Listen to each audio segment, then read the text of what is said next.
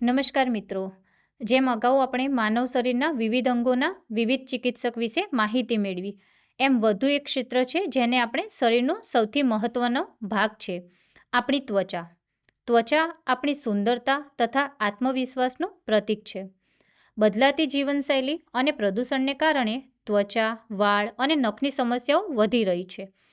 આ સમસ્યાઓનું તબીબી નિદાન કરવાની સાથે આધુનિક તકનીકો દ્વારા દેખાવને વધુ આકર્ષક બનાવનાર નિષ્ણાંતને આપણે કોસ્મેટિક ત્વચા રોગ નિષ્ણાંત એટલે કે કોસ્મેટિક ડર્મેટોલોજિસ્ટ કહીએ છીએ. તો ચાલો આજે આપણે આ ગ્લેમરસ અને ઉજ્જવળ કારકિર્દી વિશે જાણીએ.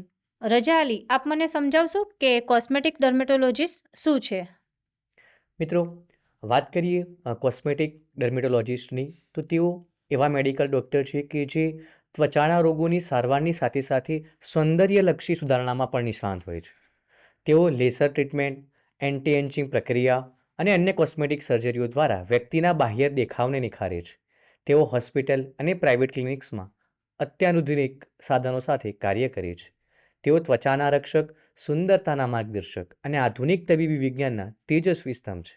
કોસ્મેટિક ત્વચા નિષ્ણાતની કામગીરી શું હોય છે અને તેઓ ક્યાં કામ કરે છે?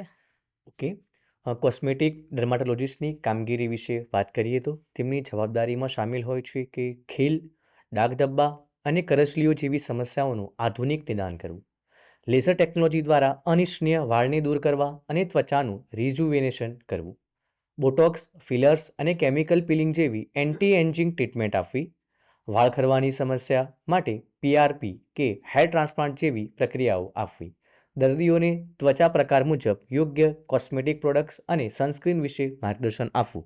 તેમના કાર્યસ્થળની વાત કરીએ તો ડર્મેટોલોજિસ્ટ ત્વચારોગ વિભાગમાં સરકારી કે ખાનગી હોસ્પિટલમાં કામ કરી શકે છે.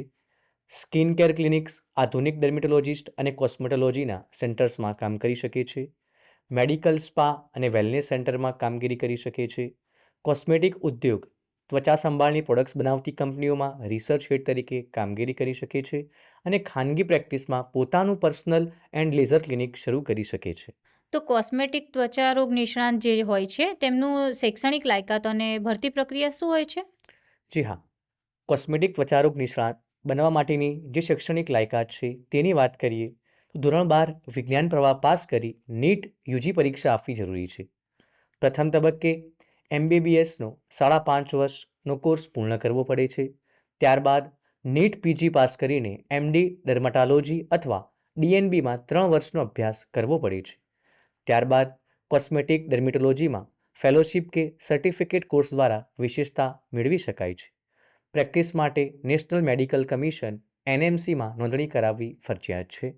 તો કોસ્મેટિક ત્વચા રોગ નિષ્ણાંત જે હોય છે એમનું માસિક વેતન કેટલું હોય છે? કોસ્મેટિક ત્વચારોગ નિષ્ણાતનું માસિક વેતનની વાત કરીએ તો સરકારી ક્ષેત્રમાં સરકારશ્રીના પગારપંચ મુજબ હોય છે અથવા ખાનગી ક્ષેત્રમાં તેમની પ્રતિષ્ઠા અને અનુભવના આધારે હોય છે.